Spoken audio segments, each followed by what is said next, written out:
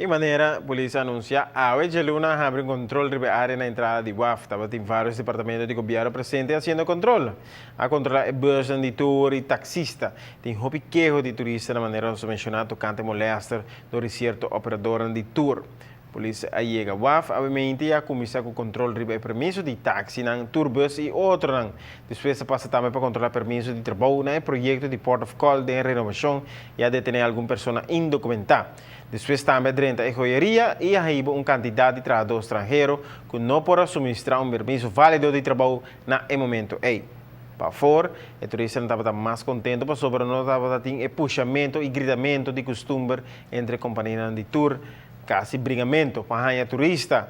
A imagem é de um país de terceiro mundo, nós não quer aqui. E é precisamente essa polícia começa a regra da porta de UAF-AWE. A maioria de participantes no trabalho com o turista na UAF a aplaudir o esforço de Aruba Ports Authority e do Corpo de Polícia AWE para pôr calma a situação e normalizar a forma conta chega na venda de serviço de tour com o turista no cruzeiro. O controle lo sigue para tempo indefinido.